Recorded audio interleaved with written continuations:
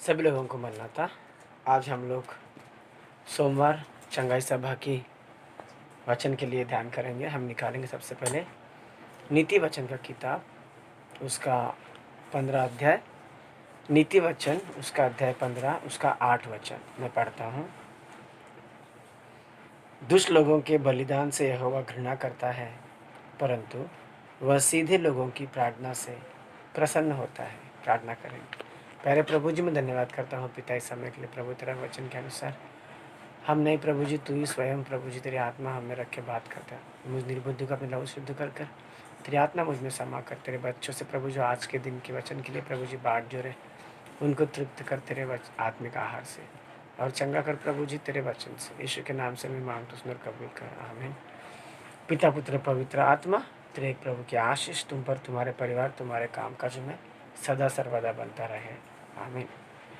नीति वचन उसका 15 अध्याय, उसका 8वां वचन दोबारा हम लोग पढ़ेंगे। इसमें लिखा है, दुष्ट लोगों के बलिदान से यहोवा घृणा करता है, परंतु वह सीधे लोगों की प्रार्थना से प्रसन्न होता है। यहाँ दो लोगों के बारे में दिया है, एक दुष्ट लोग और एक सीधे लोग, ठीक है। जब दुष्ट लोगों की बात हुई तो बलिदान के बारे में प्रभु कहता है और उनके बलिदान से यहोवा घृणा करता है। घृणा, घृणा यानी देखने का भी मन नहीं करता और देखेगा भी नहीं, यानी चाह के भी नहीं, घृणा, ठीक है। उसी प्रकार से परंतु सीधे लोगों की प्रार्थना से प्रसन्न होता है। बलिदान प्रार्थना दोनों एक जैसे ही है, ठीक है। आप प्रार्थना करो तो वो भी एक बलिदान है, बलिदान करो तो भी वो एक प्रार्थना निवेदन ही है। तो हम अक्सर पूरी दुनिया में जितने भी मानव जाति है उन सभी लोगों को एक ही चाहिए, घर में सभी की सेहत अच्छी हो, नहीं? यही हम चाहते हैं। जब भी हम किसी को फ़ोन करते, कैसे हो, अपने मेहमानों का फ़ोन आता है, कैसे हो, ठीक है ना? जब वो सामने बोलेंगे कि हाँ ठीक है, तो अपने को भी वो ठीक सुन के अच्छा लगता है। ठीक है, सब ठीक ठाक है, सबकी सेहत ठीक है, कुशल मंगल है। तो उसी प्रकार से प्रभु यीशु मसीह भी हम चंगाई के लिए अक्सर प्रार्थना करते हैं कि वो हमारी प्रार्थना वही होती है कि प्रभु घर पे सब लोग ठीक रहे, शांत रहे, सेहतमंद रहे, अच्छे से रहे। इसी तरीके से हम लोग प्रार्थना में प्रभु को याद करते हैं। हम ज़्यादा प्रार्थना तभी करते जब कोई बीमार होता है। मुझे भी बहुत अनुभव आ गया बीमारी के बाद। जब हम बीमार होते हैं ना, बहुत ज़्यादा प्रार्थना करते हैं और सब ठीक ठाक रहते हैं तो प्रार्थना अपने आप कम हो जाता है, अपने आप। जैसे गाड़ी के पहियों में जब भी हवा फुल भराते हैं, चलाते चलाते चलाते चलाते चलाते किसी के हवा निकालने के पहले ही अपने आप कम हो जाता है, नहीं? दोबारा उसको हवा भराना पड़ता है। वैसे ही अगर अपनी प्रार्थना कम हुई, या आपको मालूम पड़ रहा है, प्रभु को मालूम पड़ रहा है, आपको मालूम पड़ रहा है, फिर भी आपने दोबारा प्रार्थना वापस से नहीं शुरुआत किया, तो क्या होएगा? छोटा मोटा सेहत बिगड़ना शुरू हो जाएगा। तो हम लोग क्या करेंगे? फिर से हम लोग जग जाएंगे, प्रभु ऐसे मत होने दे, प्रभु चंगा कर, प्रभु सीधा कर, प्रभु करके हम लोग प्रार्थना करते हैं। प्रार्थना, देखो, चंगाई हर तरीके से परमेश्वर उन लोग को चंगा करेगा बोलता है जिन लोगों को वो कहता है कि तुम अगर मेरी आज्ञाओं को मानो, मेरी विधियों के साथ चलो और मुझे ही अपना परमेश्वर यहोवा करके मानो, ऐसे करने से मैं तुम्हें चंगाई दूंगा। ऐसे प्रभु भी कहता है। तो दोस्तों, हमें उसके आज्ञाओं को मानते हुए, उसके विधियों पर चलते हुए, उसके भक्ति मार्ग में चलते हुए, उसके मार्ग में हम सीधी तरीके से चलते हुए हम लोग अगर रहेंगे तो प्रभु कहता है कि तुमको मैं चंगाई दूंगा। और यीशु मसीह यूहन्ना समाचार उसका 15 अध्याय में यो कहता है कि यदि तुम में मेरी आज्ञाएं भरी हो तो तुम्हें क्या चाहिए मांगो, मैं तुम्हें दूंगा करके यीशु कहता है। तो इसीलिए हम लोगों को उनके आज्ञाओं पर ध्यान करना है और चलना है। भजन संहिता पहले अध्याय में भी वचन में लिखा है, धन्य वह पुरुष जो दिन रात यहोवा की व्यवस्था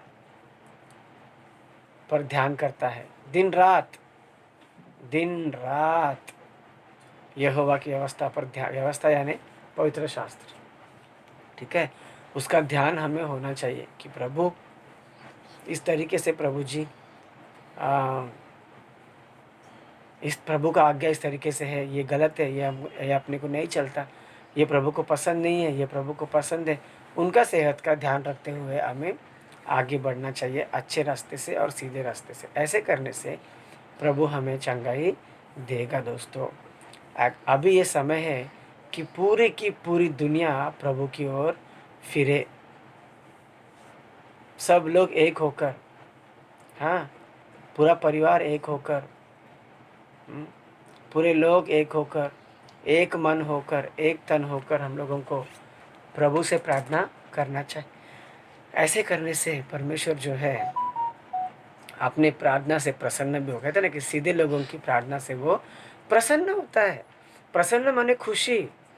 देखो, अपने बच्चे अगर अपन से कुछ मांगते हैं तो हम लोग बहुत खुश होते हैं और उस खुशी के मारे उन्हें दे देते हैं। अगर हम लोग खुश नहीं होंगे तो उनको देंगे भी नहीं शायद। तो प्रभु सीधा कहता है कि सीधे लोगों की प्रार्थना से वो प्रसन्न होता है। प्रसन्न होता है यानी वो देगा ही देगा, देगा ही देगा। वैसे ही निर्गमन के 15 अध्याय में लिखा है, यदि तुम मेरी आज्ञाओं को ध्यान से सुनो, हाँ, मेरे चेतावनियों को जी से लगाओ और मेरे विधियों को मानने में चौकसी करो।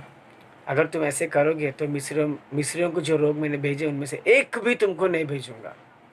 हाँ, ये जो मरी है, मरी जो चल रहा है, वो इनमें से ऐसा एक मरी मिस्रियों को भी भेजा था परमेश्वर ने और इसराइलियों को आज्ञा दिया, यदि तुम लोग मेरी आज्ञाओं को मानो और मेरी विधियों को मानने की चौकसी करो और मेरे रास्ते पे चलो और यहोवा को परमेश्वर करके मानो, तो मैं मिस्रियों में से भेजा हुआ रोग में से या मरी में से एक भी तुम तक मैं आने के लिए नहीं दूंगा। आज हर कोई चाहता है दोस्तों कि हम तक मरी ना पहुँचे, हमारे परिवार तक मरी ना पहुँचे, हमारे अगल बगल तक मरी ना पहुँचे। तो हमें वही करना है जो परमेश्वर ने हमसे कहने के लिए कहा है। जब हल रास्ता नहीं मालूम हो तो कठिनाई होती है कि क्या करें। अपने को रास्ता पता है कि क्या करें तो करने में क्या हर्ज है। हर्ज की बात तो अभी है ही नहीं, करना ही चाहिए। आज ऐसा चल रहा है दुनिया कि अभी हमको करना ही चाहिए, नहीं करेगा तो बीमार पड़ जाएंगे। इसके लिए वो प्रभु जो अपने को हर बीमारी में से बचा के लेके आया, वो आगे भी अभी भी बचाएगा। लेकिन हम कैसे होने चाहिए? सीधे। क्योंकि नीति वचन उसका 15 अध्याय उसका 8वें वचन में लिखा है कि वह सीधे लोगों के प्रार्थना से प्रसन्न होता है, प्रसन्न होता है। तो हम अगर सीधे होंगे और प्रार्थना करेंगे तो हमारी प्रार्थना से वो क्या हो जाएगा? प्रसन्न होगा। फिर तुम किसके लिए भी मांगो, आस पड़ोस वालों के लिए मांगो, गाँव वालों के लिए मांगो, हाँ, दामाद के लिए मांगो, पोतों के लिए मांगो, कुछ भी मांगो, तो प्रभु क्या हो जाएगा? बोलते हैं प्रसन्न हो जाएगा। अपने मुंह से प्रार्थना निकलते ही वो उसको खुशी आनंद हो जाएगा, प्रभु को प्रसन्नता हो जाएगा कि अरे हाँ, मेरे बच्चे क्या मांग रही है। क्योंकि हम कैसे हैं? बोलते हैं सीधे हैं। आबिल और कैन के बारे में आपको बता दूं, हाँ, यहाँ पर वही बात लिखा है कि एक मिनट, दुष्ट लोगों का जो बलिदान है वो यहोवा उससे घृणित होता है। वैसे कैन ने भी बलि दिया, आबिल ने भी बलि दिया दोस्तों। हाँ, कैन तो बड़ा है और आबिल छोटा है। बड़े वाले को कितनी बड़ी बुद्धि होनी चाहिए, बड़ा समझ भी होना चाहिए, बड़ी भक्ति भी होनी चाहिए, हाँ, बड़ा सुधार भी होनी चाहिए, क्योंकि वो बड़ा होने का हक लिया है, तो बड़े वाले को हमेशा ज़्यादा जिम्मेदारी, ज़्यादा श्रद्धा, ज़्यादा भक्ति, सब में ज़्यादा ज़्यादा वो होना चाहिए। लेकिन छोटा वाला बड़े दिल से प्रभु को समर्पित किया।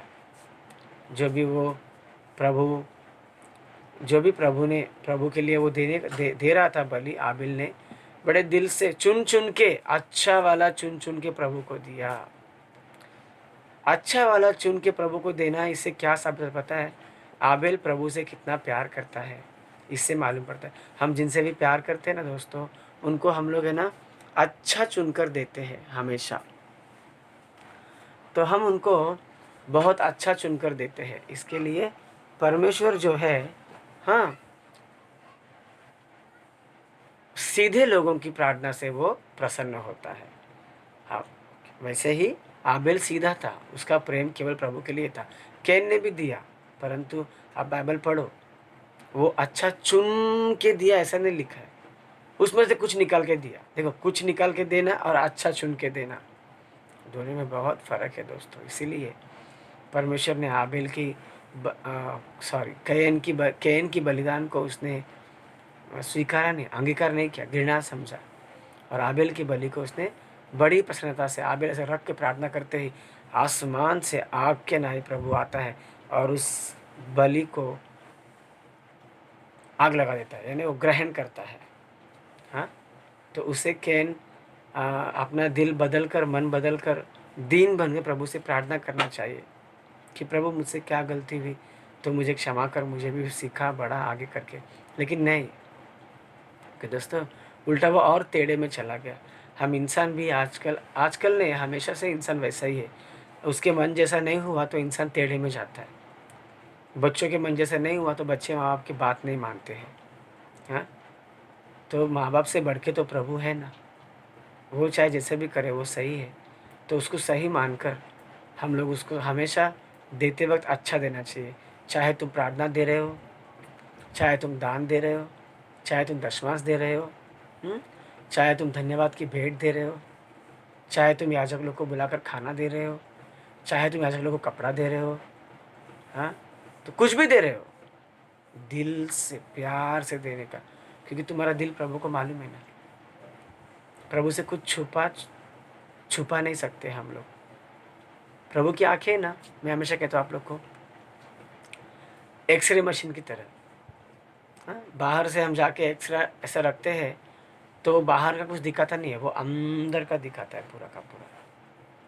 तो वैसे ही प्रभु सीधा अंदर देख लेता है, अंदर देख लेता है।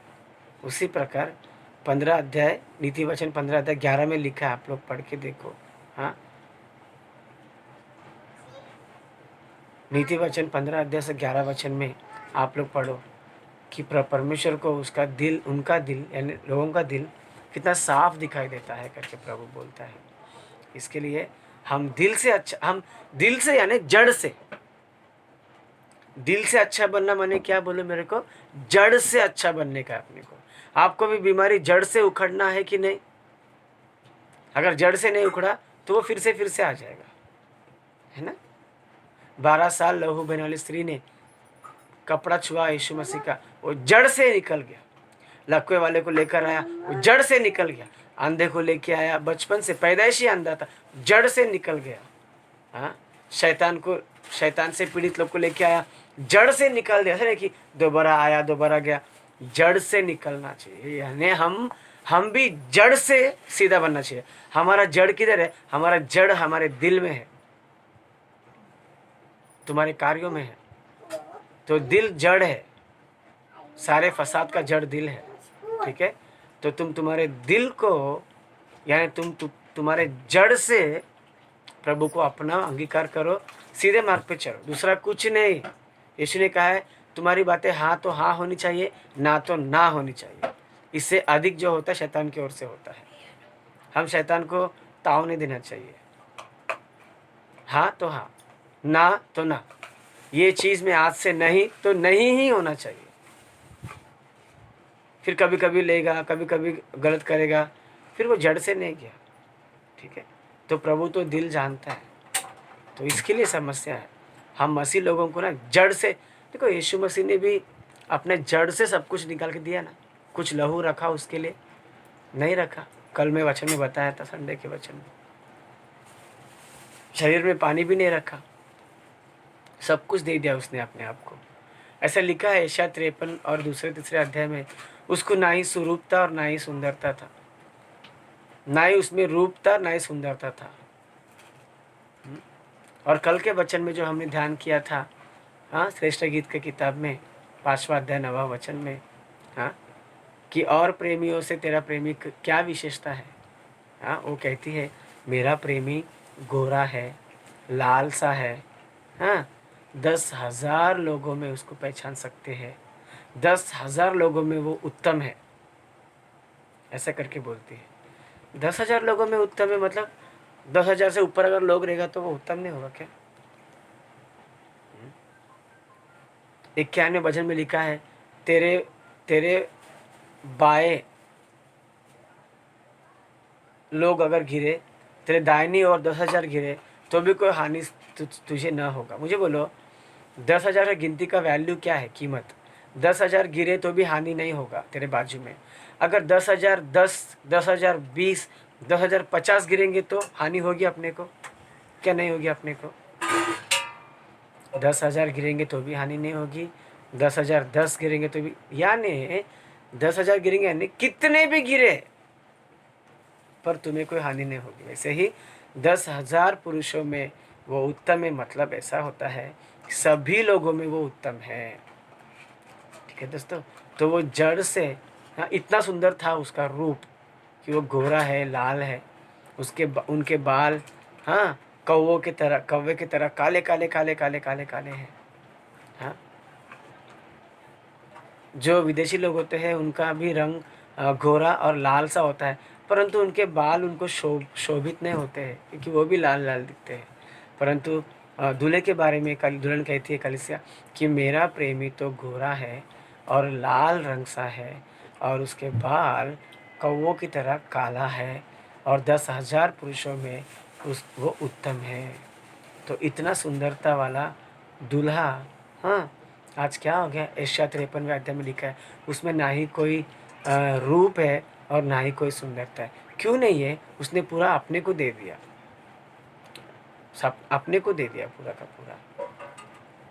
इसके लिए हम लोग भी जड़ से, जब उसने अपना जान जड़ से दिया, अपना प्राण जड़ से दिया, अपना बलि जड़ से दिया, यीशु मसीह ने चंगाई भी जड़ से दिया, वैसे ही हमको जड़ से चंगाई चाहिए तो हम जड़ से सीधे सीधे हो जाना चाहिए, एकदम सीधा।